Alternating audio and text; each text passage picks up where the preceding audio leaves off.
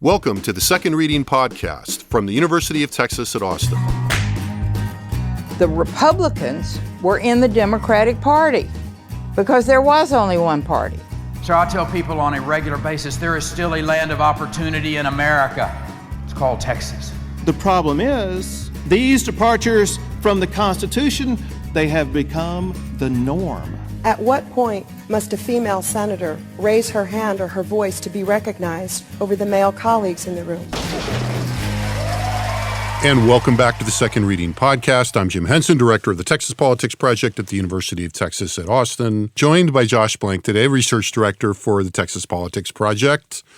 Did you get enough sleep last night with the convention? No. Okay. I'm at the end of my rope here. You and everyone else, or a lot of people. Well, I'm an early riser, and so this is tough for me. Yeah, it's the most common complaint, I think, about the convention, at least, among people that are watching. Right. So, the big national political story this week is the Democratic National Convention being held in Chicago. And this dovetails with our emphasis on the presidential election over the last couple of podcasts. And as we record this on Thursday morning, the final act of the convention, Kamala Harris's big speech to delegates and the media audience, is still coming tonight. So, other shoe, yet to drop, but, been a lot going on. Now, we'll talk about that a little bit. Before we get into that, though, the Hobby School at the University of Houston and the Jordan Leland School at Texas Southern University released the latest in their Texas Trends poll, but this one happens to be the first nonpartisan statewide poll I've seen since Biden was replaced by Harris at the top of the ballot. There was another poll I won't mention, kind of floating around on Twitter, but I couldn't really find it. Yeah. By an identifiable firm, but be that as it may. So this poll was fielded between August 5th and August 16th. So, after the replacement happened, but before the convention. Mm-hmm.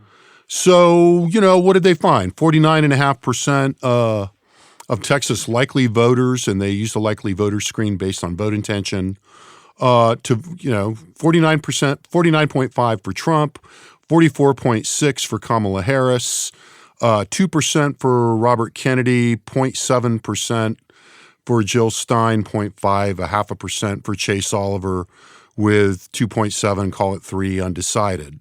So Harris was 4.3 percentage points higher than Biden's was. Biden was in their June survey. Trump's vote was about a half point higher than in the June survey. So he went from 48.9 to 49.5. Kennedy had dropped 2.7 percentage points lower than he was in the June survey, 2% versus 4.7. Kennedy, of course, by a ton of reporting, on the cusp of dropping out and under negotiation, at least, to endorse Donald Trump, right. Which is, another part of Robert F. Kennedy Jr.'s long journey, having started in the Democratic primary. Yeah, and I think, and the larger arc of his long journey. Well, and also, a pretty predictable end to something that, probably got more attention than it needed. Just to throw it out there, but whatever. That's me. Sorry. Yeah, well, you've wanted to de-emphasize him from the beginning, so this is... Well, and it's funny. Here we are at the end of the summer, and the real campaign's beginning, and look what's going on. Look who's out. This person that we, who wanted us to talk about him for a long time has kind of gone where he wants to go, which is, into somebody's administration. Great. I think the Bear story was the final nail in that coffin. God. Although, as you point out, there were others in there. So, what to make of the U of H poll? I mean, it looks to me... not off the line of what we've been kind of thinking might be happening in this race. Yeah, I mean, it has the value of being eminently plausible if you've been looking at the trend line of Texas elections.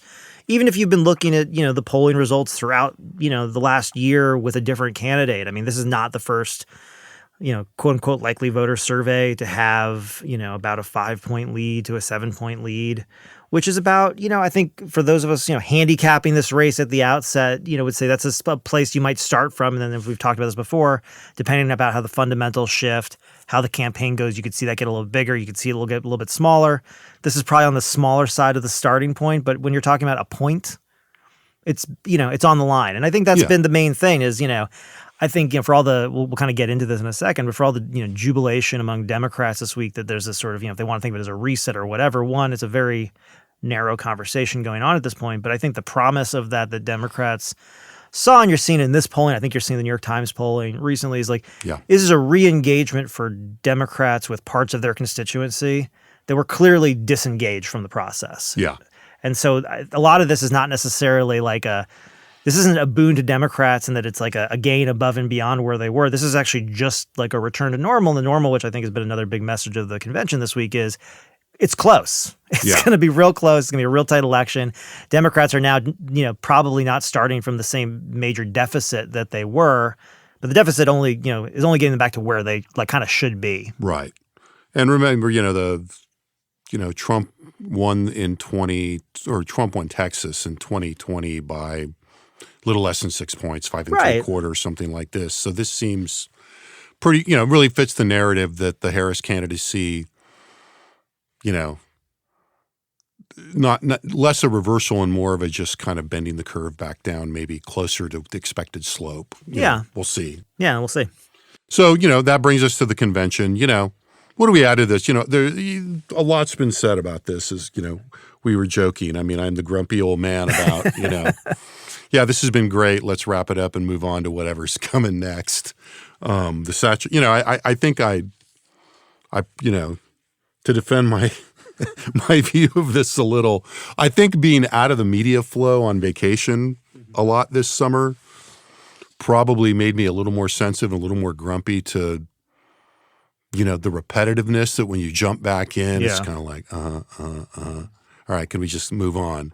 But there's a lot we've all been watching, and I think, not everything can have been said about it possibly. What's been striking you about this? Yeah, I mean, there's been a lot of things that are striking to me. I'm trying to avoid any of the cliches because I don't want to poke the bear over here, I'm just looking at my notes. Should I pick anywhere from the list? Whatever. I think stands pick out? what you think is least cliche bound. Okay.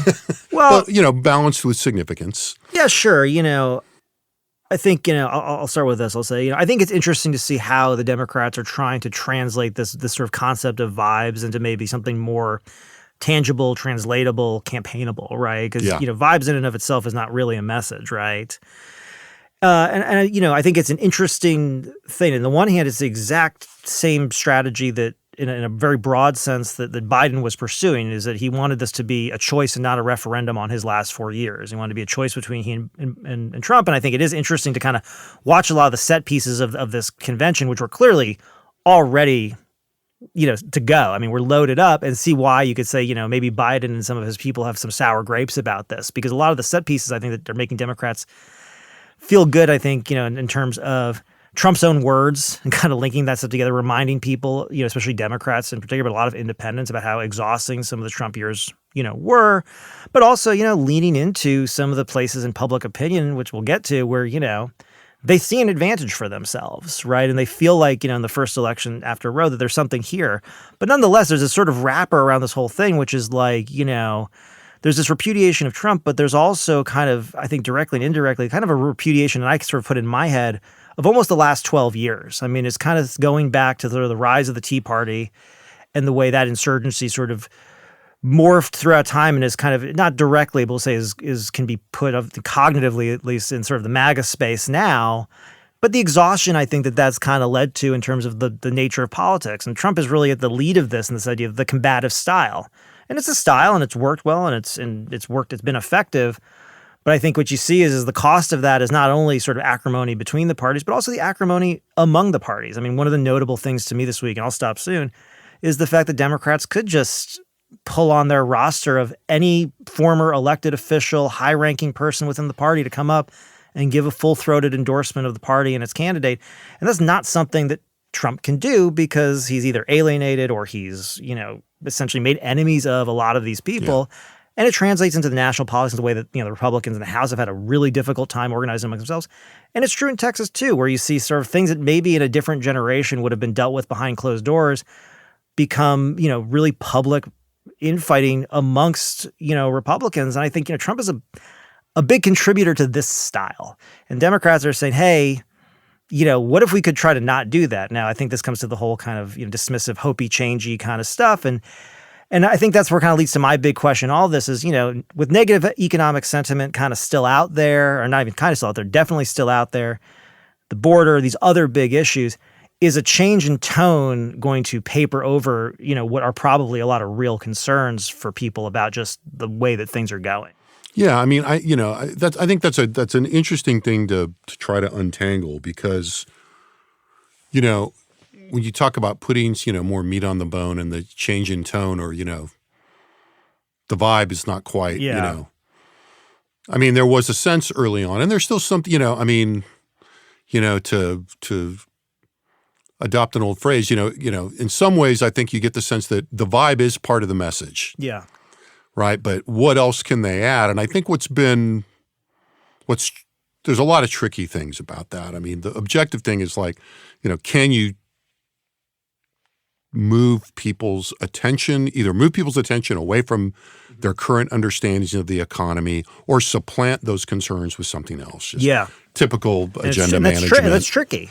And, I think that's hard. And I think that, one of the interesting things that, has struck me in watching not all, but a lot of these speeches and, is that, they keep bumping against awkward moments that clearly the convention, the reprogramming of the convention was meant to address, which is, and I think you're right, they're trying to kind of say, the last dozen years, have been a bummer. We've all been negative. It's been oppressive. It's, all the negative messaging about that, some of which is perfectly reasonable. And let's get a new start.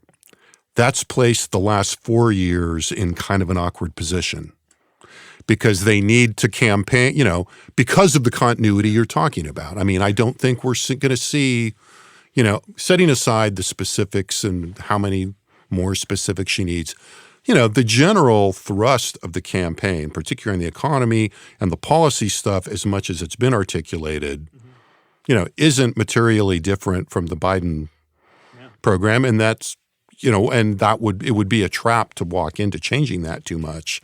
But they're still bumping, every time I heard somebody, going very forcefully, this has sucked, we got to turn the page. Yeah. It's like they want to have a little asterisk that says, we don't really mean Biden or the Biden-Harris administration, but we mean the overall. And that's where, in some sense, the vibe does have to be part of the message. Yeah, I think that's right.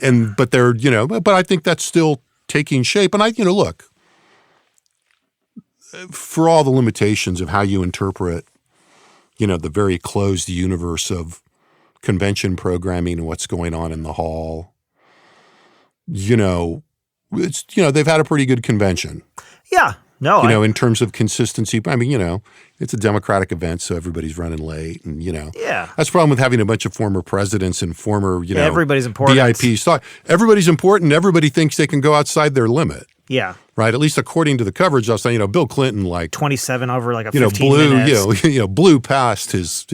If there was a red light, he was just ignoring it as it was blinking the whole time. That's when he really gets started. When the right. And there was, and he, not to single out Bubba for that. I mean, there's others were guilty of this. Yeah. You.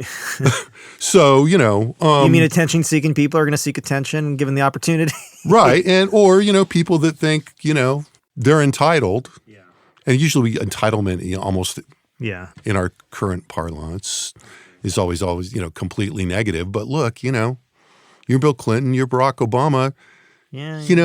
Do you really think, do you feel like anybody's entitled to give you the hook? Yeah, exactly. Right? I mean, you don't. Well, I was going to say, and neither does Oprah.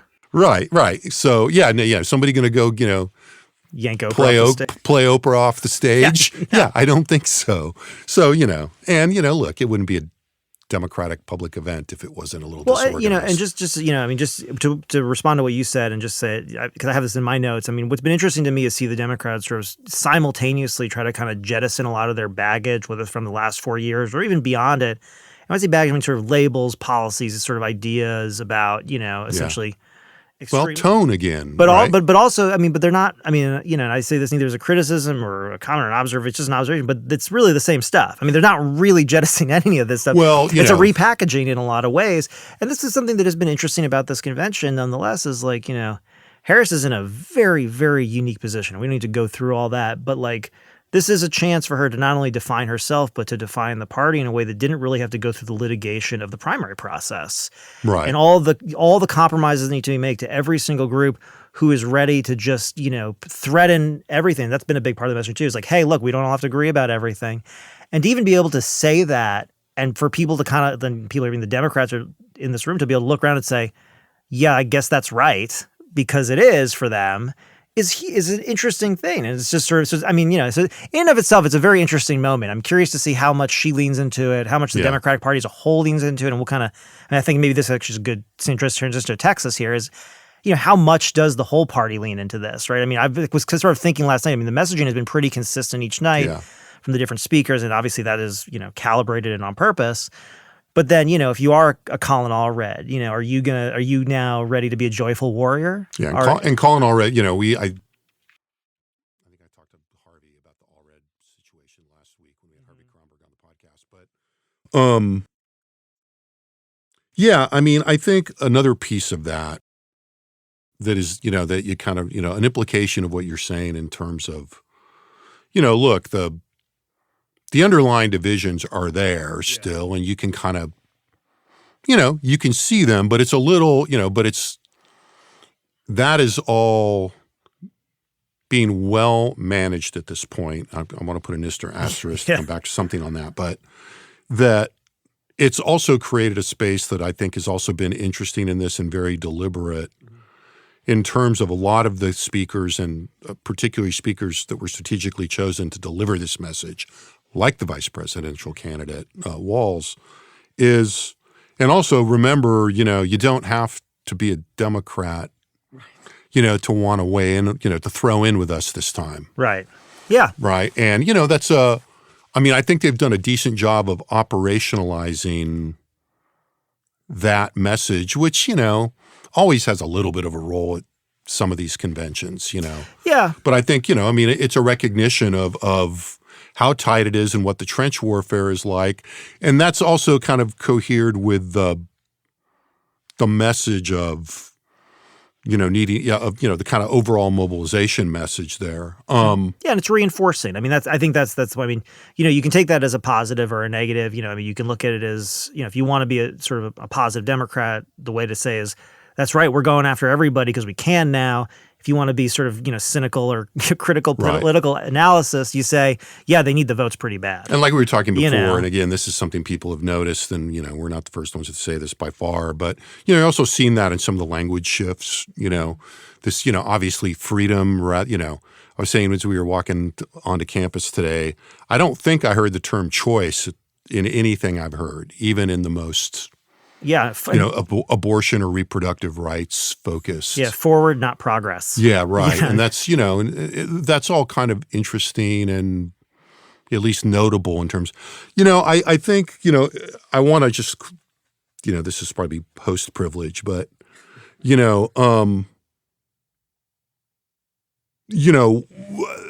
an interesting balance here between stoking the vibe of enthusiasm, but everybody also, the major speakers also reminding everybody in the call that, this all feels great. We're happy.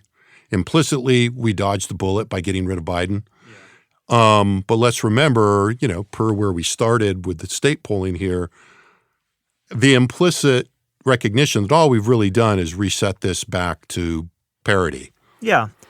Right, and there's a lot of that. And so amidst the good talk, one of my favorite moments was away from the ball, was away from the convention floor. And that was just a clip an interview I randomly managed to catch in between speakers, because on PBS they were less, during the roll call vote, PBS was not like following every roll call vote. And I think they had an interview where they had, Nancy Pelosi, whose presence at the convention itself has been very interesting and in this whole sequence. But she did an interview on PBS with a panel of PBS people, including Jeff Bennett, you'll hear a little bit in this clip. And I liked this as a reminder of what is going on below the surface. And here you have Pelosi talking about the Democratic efforts to retake the House majority. So let's roll that clip if we can. Last week at the invitation of the governor, our candidate for Senate there is way ahead. Take nothing for granted. We think we can pick up a seat there and hold what we have. I made a prediction today to Al Hunt that would be, he said, maybe you can win 5. I said, I want 10. He said, is that your prediction? I said, I want 10, at least. We want 31 when we won. Now remember, in the last election, they said we were going to lose 30 or 40 seats. What? They didn't know what they were talking about. We know we're different from the presidential. We're very discreet, reptilian, cold-blooded. These are the races we have to win. Others are winning the whole country. 10. Where do you pick up 10 seats, if I can ask? Well, I think we can pick up a chunk in New York because we... There is nothing I love more at this convention than her use of reptilian in terms of the strategy on targeting House seats and, the underlying dogfight that will be going on after this convention. And, if you're an institutionalist, the difference between tone-setting efforts in a presidential race and the kind of considerations you're making in the House races. Now, when it comes time to cut spending and think about which swing states the money you can really spend money on and which can't come late September, early October, the presidential campaign will get pretty reptilian itself. Yeah. And I think, one of the things, I'm just hearing in that clip and sort of just thinking about what's going on, I think if you're Nancy Pelosi right now and you're sort of, especially, a moderate, House Democrat in a moderate district, or someone's, a Democrat seeking to topple a Republican in a moderate district, you're looking at these two conventions and you're looking at the tone and the style and the contrast, and you're saying, okay, I like this better for me. Just honestly, yeah. I think Donald Trump and Republicans really leaned into, in a lot of ways, kind of the same issues they've been leaning into, for a little bit, but they're a little bit on the extreme side at this point, especially in these districts. One of the things that surprised me and just sort of is how much sort of the library books have come up in the last few days. But it's funny. You and I give a lot of talks to a lot of different groups, different partisan groups, different leans and that kind of thing. And it surprised me, when I've talked to sort of, suburban and outer Democrats, how much the library books are just coming up everywhere. Yeah. And I think these are the sorts of things where I think, Democrats now sort of think, I think we can be on the front foot on some of this stuff. And you can see that at this convention where they've been on the back foot on a lot of these issues that really puts them at a disadvantage where they are actually, there is the most competition. And you can see in the tone and in that comment, they say, no, we feel pretty good about these terms. Yeah. Right. Well, and I think the other thing, and I agree with all that. I think the other thing I liked about that is that, was a slight eruption of the real in the sense that, by all accounts, and some people are downplaying it and some people are not, it was, Pelosi played a key role in the effort to convince Biden he needed to step down. And it does give you a sense of, this was some pretty hardball underneath. As I saw an interview with somebody else describing this dynamic, and it's like, look, this is business, and our business is winning, and regaining the majority, and sorry about the hurt feelings, sorry about all of this, or whereas people are sorry, not sorry, right. I think I'm sorry you feel that way. Yeah, and I also think Pelosi's role in this, by way of transition, is interesting. In another part of that PBS interview, she talked a lot, and this is kind of where I think they wanted the interview to go, and she kind of turned it this way in the direction that we were listening to. And she did tell a pretty good anecdote about this. They really wanted to talk about women and how she felt about the ascension of women in politics and the party. Obviously, Hillary Clinton having lost, Kamala Harris now having taken another shot at being the first woman president. But it also speaks to some other things we've been looking at, right? Which is, there are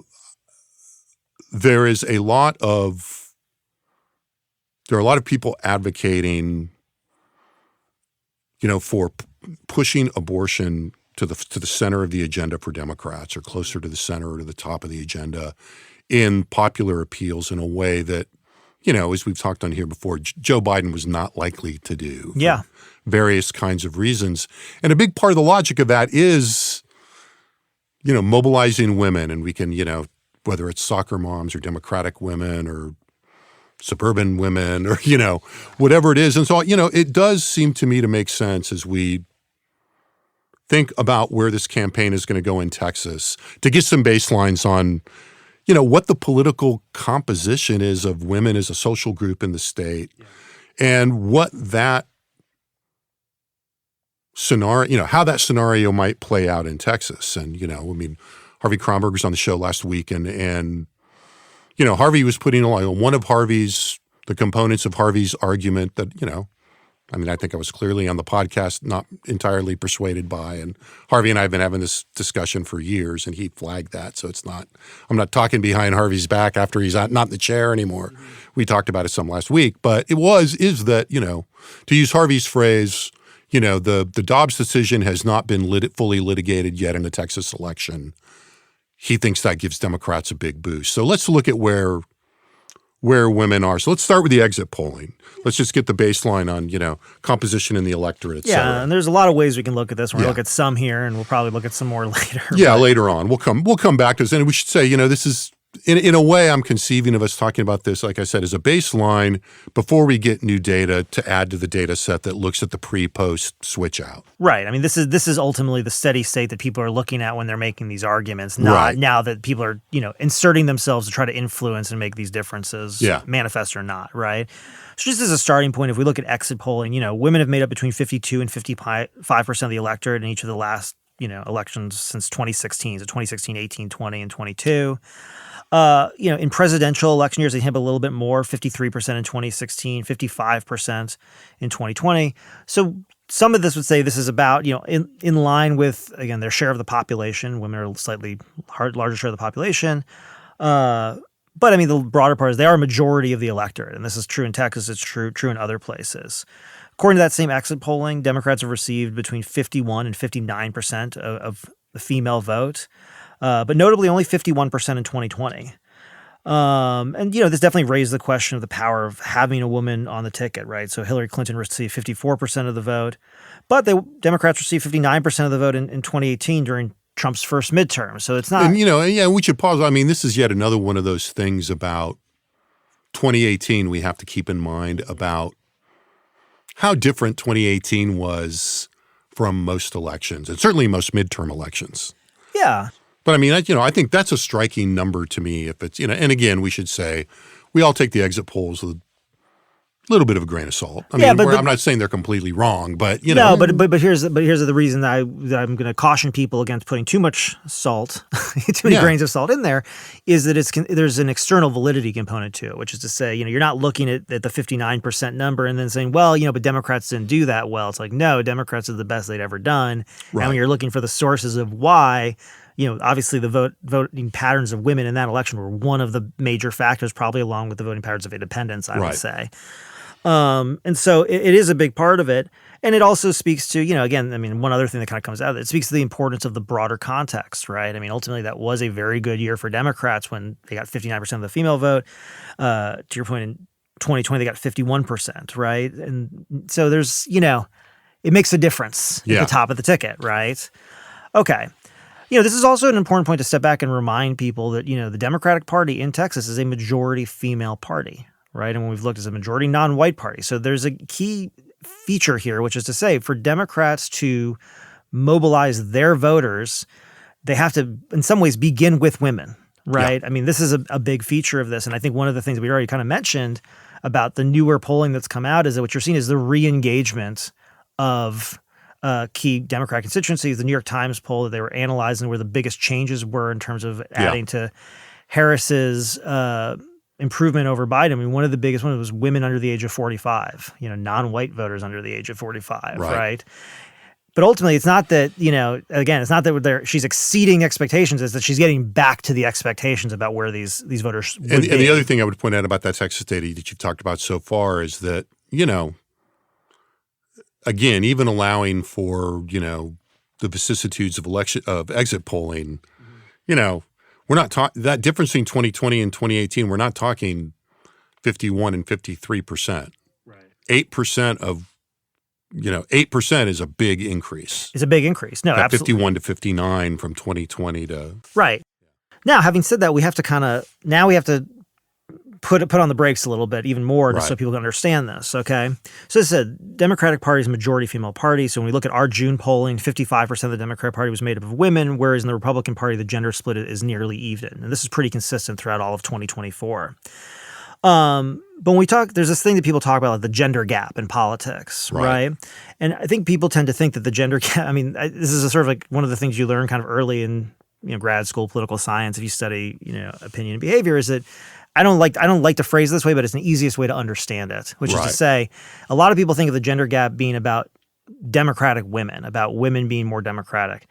It's really about men being more Republican in most cases than anything else. When we look at our data, right, if we go back all the way since February 2021, what we find is that, Democrats and Republicans, identification is about even in Texas among women. So if we look at the mean, the average across 21 surveys going back over the last, 4 years, among women, 45.5% identified as Democratic over those polls, 44.9% identified as Republicans. We'd say about exactly the same. Yeah. Okay. So again, what generally makes for this gap is men's over-identification with the Republican Party. So over that same 21 polls, about 49%, let's just say, of men identified as Republican compared to about 38% who identified as Democrat. So that's where your gap actually comes from. Right. The gender gap is not mainly between parties, it's between men and women. Now, that results in something of a gender gap. It does. But the point, I think the main point here, and this is something I think people have been thinking about a lot this week, and it's sort of is worth stating, especially in Texas, to say, well, Harris is going to do so much better with women than Biden was, is the premise. Then, therefore, is she going to do, is Texas in play because of women? And the answer is, well, no, because essentially the party ID gap among women is almost non-existent. It just means that she's actually getting the Democratic voters back that she needed. The problem is that there's just so many more Republican men. And so it's sort of a separate thing, right?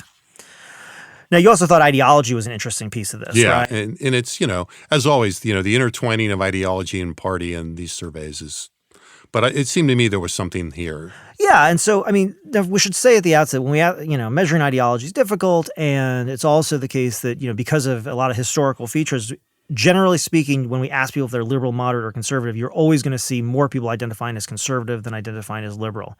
The caveat to that is when we start to look at policy preferences in a lot of places, and sort of if we were to identify someone as liberal or conservative based on their policy preferences towards economic or socialist or however really you want to do it, you find that gap's either, disappears or in some cases goes in the other direction in a small way. But nonetheless, because it's a baseline, we can look at it. And so what we found is that, again, in June polling, I say this, first just to say what the ending point is.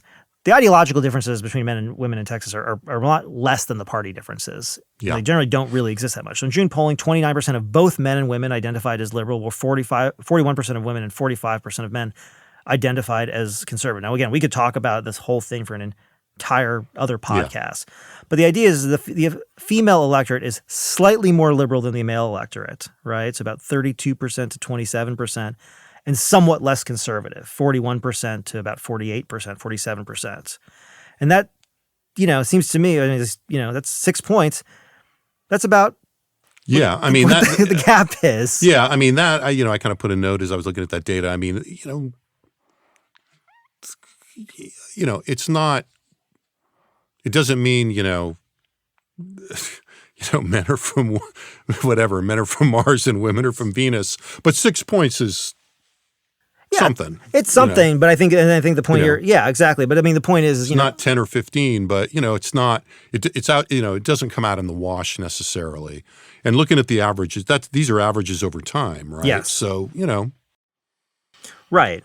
So what do we say about that? We say, look, ultimately, women are not going to be able to deliver Texas to Democrats on their own, but ultimately, they're such an important part of the Democratic coalition that has to be central to the messaging. Necessary if not sufficient. Necessary if not sufficient, right? Yeah.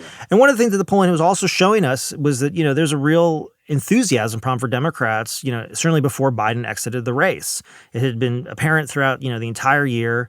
And, there's the gap wasn't necessarily even based in gender, although by the last poll we did in June, female enthusiasm had really kind of started to look like it was falling off a cliff in this election. Yeah. Only 35% of women said they were, of Democratic women said they were extremely enthusiastic about voting in 2024. And that was 9 points lower than in October 2019 before that 2020 election, right?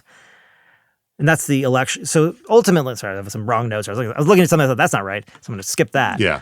But anyway, going back, this is something that was like a glaring problem for Democrats. So now they've chosen, obviously, to mobilize, on gender partially. And part of that is around, I think, the composition of the candidate, the composition of the speakers who are being lined up. I mean, it's a pretty, again, it's hard not to look at like Hulk Hogan and Joe Rogan at the Republican convention on the one hand and, Hillary Clinton and some of the other people that they've been putting up in these primetime slots in the Democratic convention. Oprah. Yeah, exactly.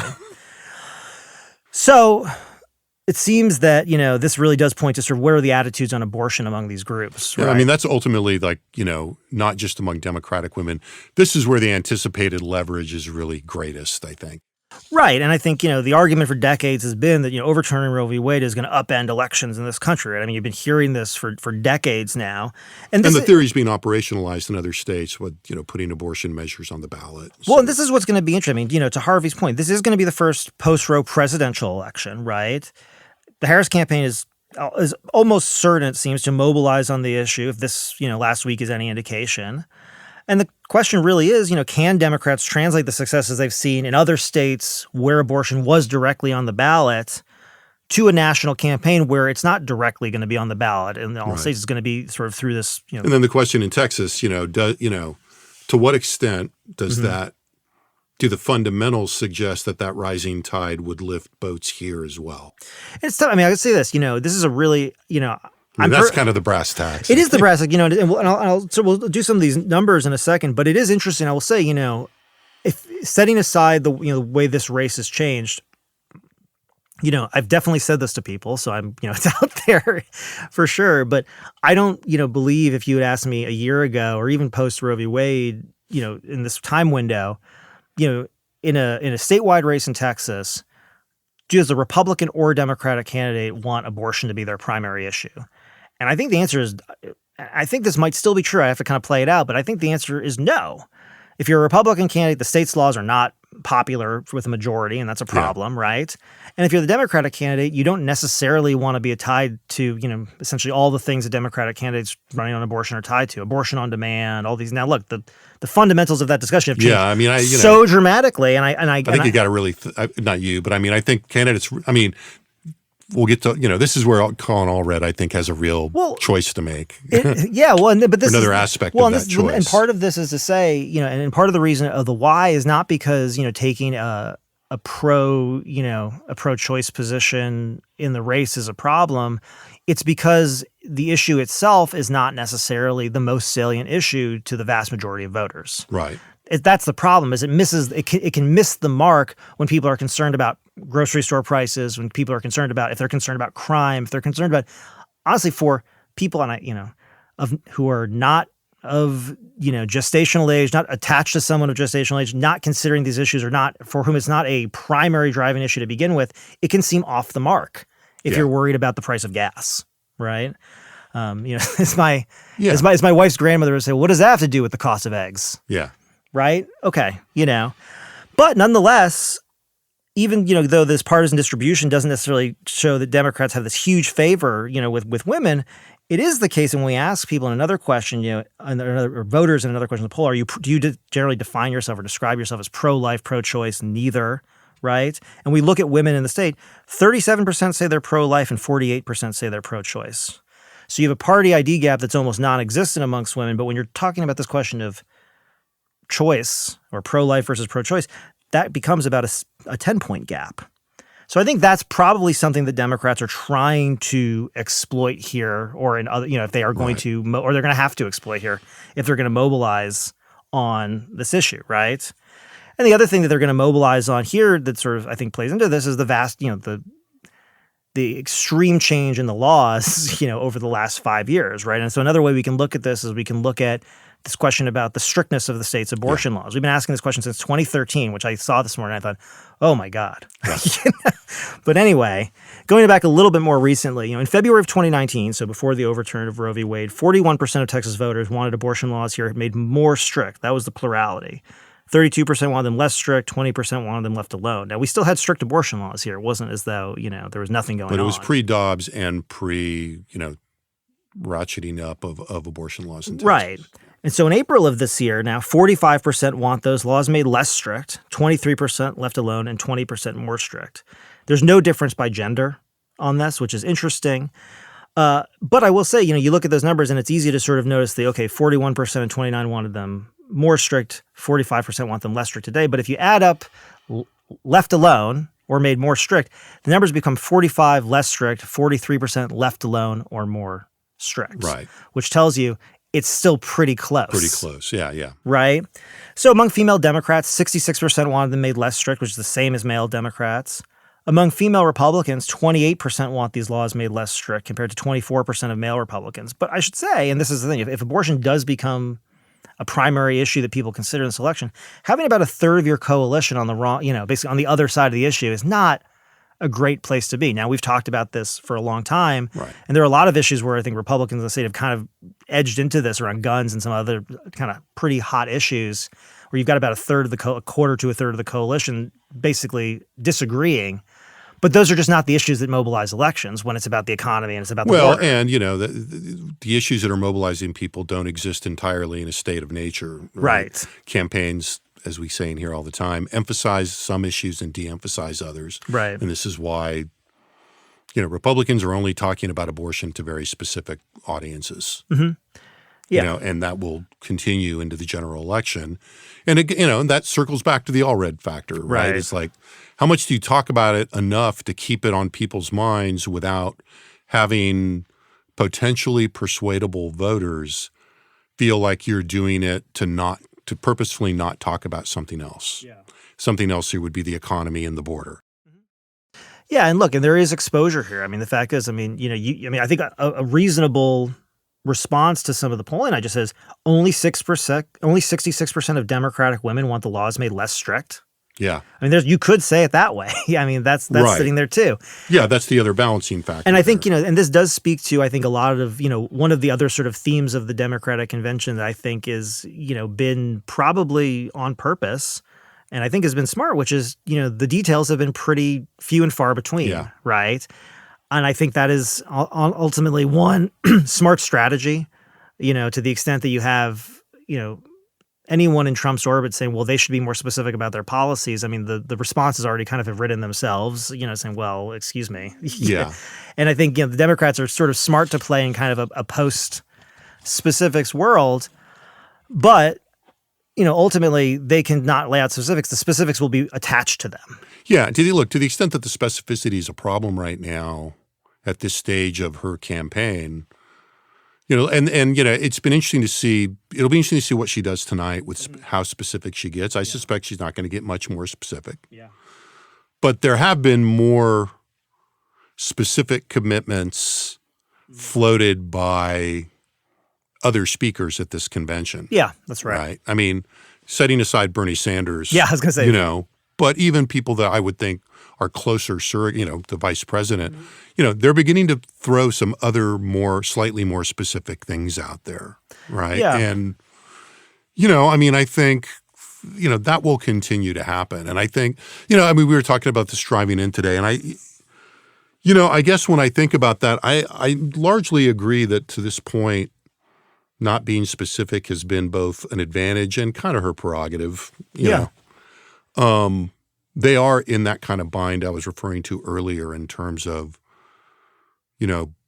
differentiation from the Biden administration that's not repudiation or doesn't create a different kind of problem. It's like, oh, so now you don't want to do this, or now you do want to do this, or whatever. But and you mentioned the Trump campaign. I think, to the extent that not being specific is a problem at this point, it's a bigger problem with the press than it is with the Trump campaign. 100%.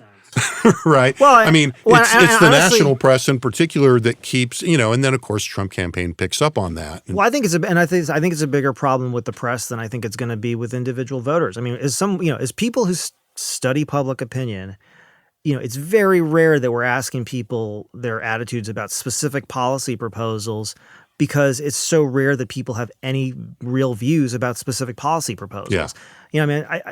I'll throw this out there, maybe sort of kind of my wrapping up portion of this, and the specificity thing's been really interesting to me, and the criticism, again, coming from the press, and sort of, I think the strategy of again, not laying out a bold agenda for, universal health coverage or anything like that. It seems to me that in a lot of ways, what Trump was able to so successfully exploit is the overpromising of presidential candidates in a system that they can't control. And that in a system that's become harder and harder to control, given the partisan dynamics and given, not only infighting between the parties, but even within the parties, right? And it makes it easy for someone to come along and say, how many times have you been promised X, Y, and Z by these guys and they don't do it? Yeah. Well, you know what? That's right, because they're liars.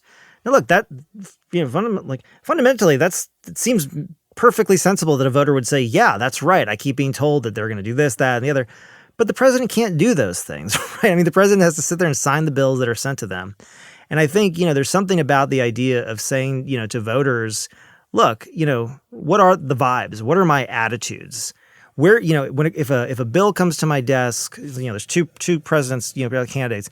If a bill comes to our desk and one is going to set a nationwide 6-week ban on abortion, who's going to sign it? Who's going to veto it? You know the answer to that question, right?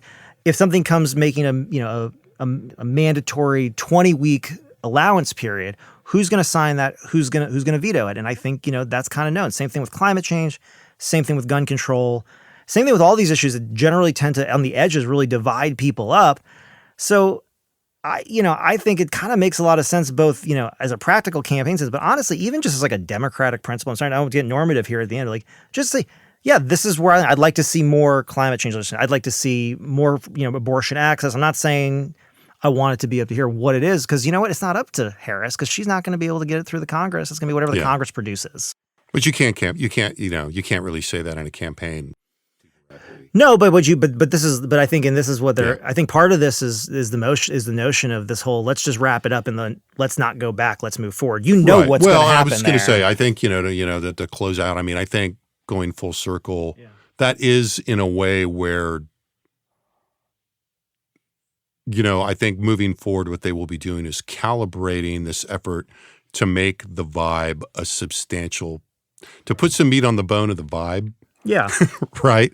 And I think the way you're talking about it is what they're trying so far, which is, look, and the good thing about it for the Democrats is that it jibes with what is right now their forward-looking messaging, which is, look, here's where we want to take you. Yeah.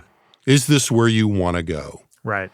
And, it is a gamble on the press can say that I'm not being detailed enough about how I'm going to get you there. Yeah. But, if ever there was a time that you could ignore the press a little bit more, I think you ignore them completely at your peril. Right. I mean, I think Joe Biden discovered that. Yeah, that's right. Right. And so I think they will be mindful of that. But I do think that this attempt to articulate the vibe message with the policy commitments is kind of, where the trick is. And I think that's probably what the speech tonight and I like your use of the word calibration there. It's sort of figuring out, how do you calibrate the right policy areas to be specific on, to reinforce the overall message. And then I'll go back to what I said. My last thing is just, and does any of it matter if people feel like the price of gas is too high? Yeah, and I think that's why what they're going to do with that.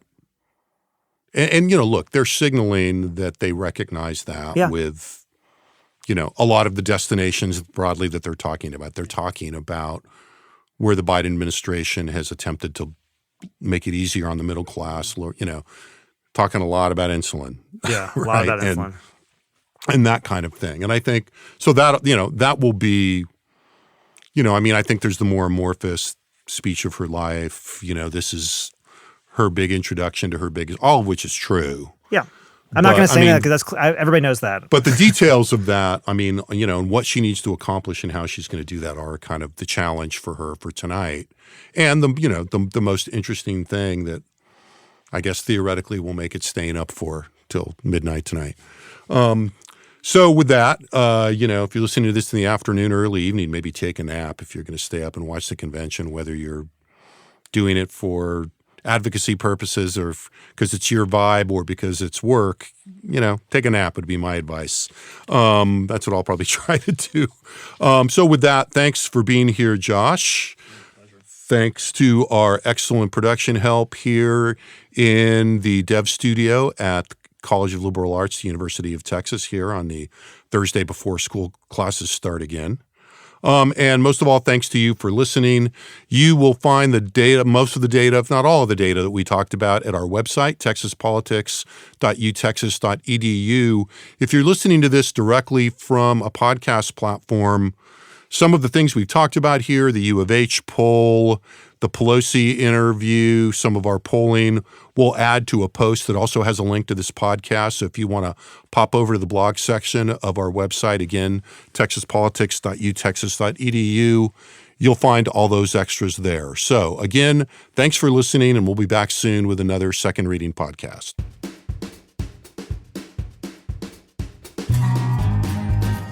The Second Reading podcast is a production of the Texas Politics Project at the University of Texas at Austin.